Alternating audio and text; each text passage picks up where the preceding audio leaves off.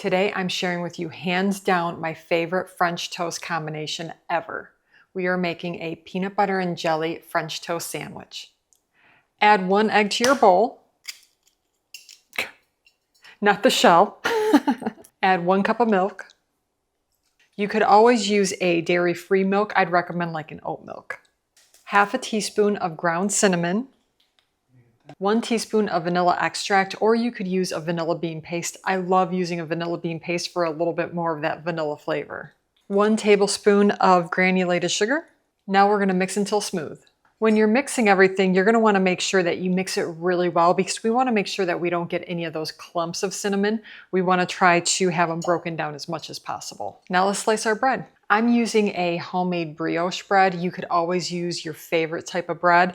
The great part about this French toast is we're making it into a sandwich, so sandwich bread works perfect. For this bread, I do recommend that it's a little bit on the thinner side, or I should say like a standard size sandwich bread. So we're gonna do right around 1/2 inch thick.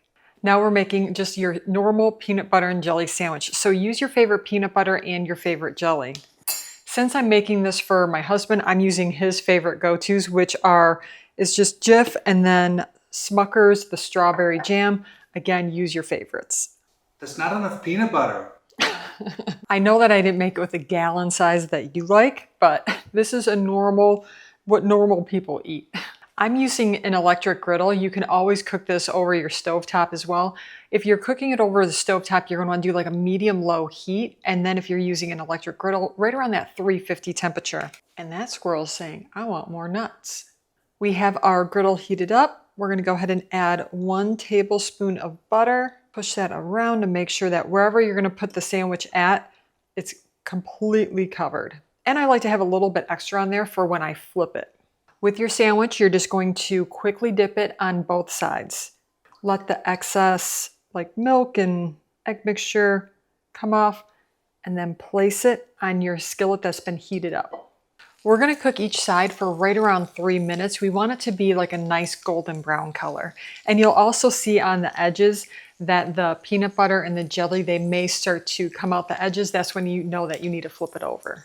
Now you'll want to be careful on flipping it because it does have, peanut butter and jelly on the inside.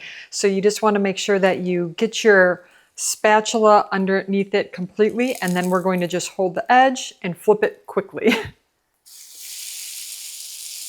It smells so good. You guys, you're going to absolutely love this recipe. This is going to be your new favorite midnight snack. All right, it's time to pull it off. This French toast sandwich is crazy delicious. This elevates your peanut butter and jelly game to a whole new level. This is hands down my favorite midnight snack when my husband and we're just watching some TV or watching a movie and we both get that craving. This is what I'm always making. So to take this up a notch, you can even add some syrup on top. And you guys, again, it's just, if you're already doing it, do it right. And you can either just drizzle it on like that, or just put it on the plate and then just dip it like that and try it.